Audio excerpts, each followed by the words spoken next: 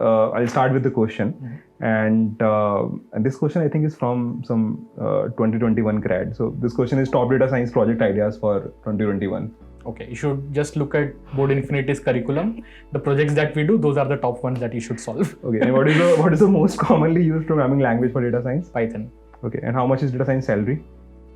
Okay, so yeah, this is another question that I keep getting, right? So see, I mean, it's easy to ask this question, but if you think about it, you will know the answer, right? Like a data analyst in a random XYZ company which is just based out of Mumbai versus a business analyst or a machine learning engineer at Google are obviously going to earn very different, right? So it really depends on like the background that you come with, the experience that you come with, which company you are applying to, which role you are applying to, right? Even within a role, I have seen lots of variations as well, right? You can't really say and pinpoint that this is the salary of a data scientist.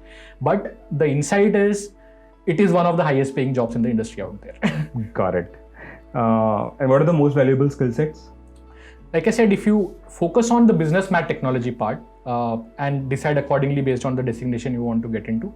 But if you were to ask me to pick up the top three, it will be SQL, Python and Tableau. Okay. Does a data scientist need to be better at statistics than a software engineer and better at software engineering than a statistician? Yeah, this looks like someone flicked my line from the presentation. So I say that like if you want to be good, good at business analytics and data science problem solving, you need to be a better statistician than a programmer, a better coder than a business consultant, and good at business as compared to a statistician. Got it. Nailed it. How do I think like a data scientist? Okay, so how do I think like a data scientist? It comes with practice, to be honest, right? So on day one, you can't solve problems using data science, but like I told, rather than focusing on the core of data science, I would say focus on problem solving, right? Okay. And keep the ammunition that you have from data science at your disposal, right? So you would have learned these five technologies, tools, platforms. You would have learned some 10-15 algorithms. You would have learned some or solved some 15-20 case studies. Have the knowledge for that.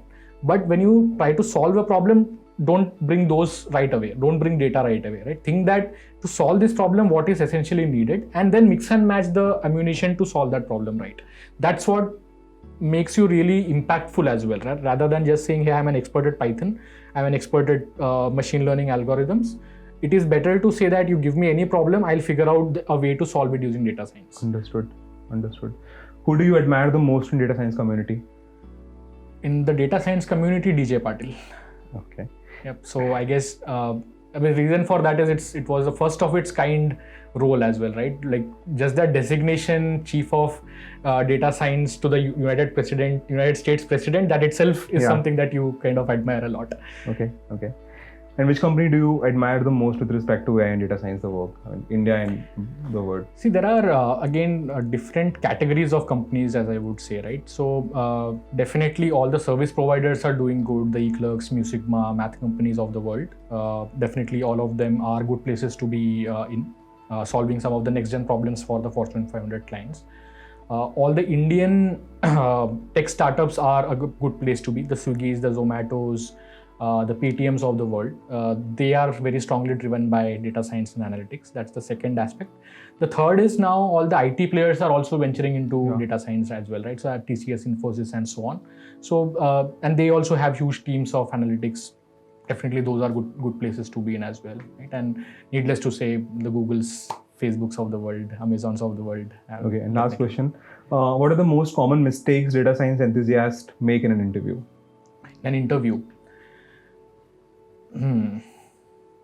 First of all, I'll talk about the overall selection process, right? So one, just to get an interview call, I see resumes where they have put like everything under the sun. Like when I read those resumes, I'm like, yaar, mere ko nahi aata itna sab kuch. Right? But then you come to the interview and probably it's like 10% of that. Right? That's a strict no at all. Higher actually. Yeah, that's a straight away no, right? Because you need to think from the industry perspective as well, right? When I hire, I am not expecting a Superman from you, right? मैं ये नहीं सोच रहा कि यार एक बंदा आएगा जिसको सब कुछ आता होगा, आते बराबर मैं पहले दिन एकदम मतलब self-driving car बना दूंगा. That's not my intent, right? But that you should have that honesty to come and say कि मेरे को मतलब ये 25% ही आता है लेकिन ये बहुत अच्छे से आता है. Right. That's all we expect. That's definitely one. You should be, if you're putting something in the resume, you should be able to defend it and justify it. Right. And not just from a theoretical perspective, because people will deep dive into that a lot more. That's one.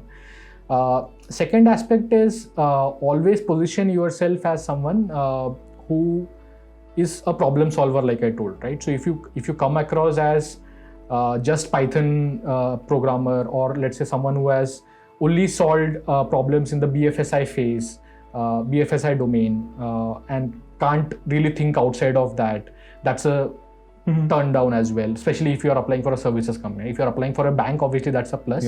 But for most roles, being very particular about a particular domain, particular technology, particular tech stack, those things don't work out because like I gave the SaaS example, right? The companies tend to think कि ठीक है 5 साल बाद में भी हमको useful रहेगा कि will he span out.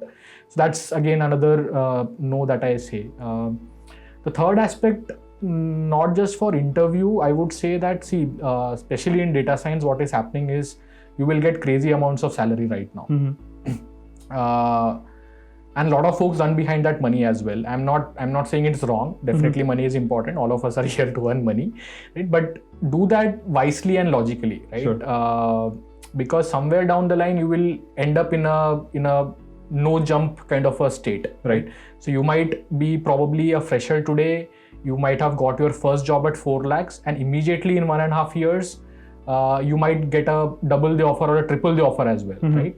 But think wisely if that role is good enough for you to grow your career, say 7 years from now, 8 years from now, and only make that decision to jump then. Sure. Right? A lot of people I have seen fall into that trap, run behind money for a double 50% hike, 100% hike. But after that, that's the end of it for them, right? They are not growing in their role in their current org. They can't switch. The kind of work that they are doing is not taking them anywhere, right? So be wise about that, because especially the kind of state that data science is in right now, the market is going crazy, right? People will mostly, if you are decent, if you are good, people will give you like muh manga daam de denge type wala situation. But think about the long term career is what I would recommend as well. Sure.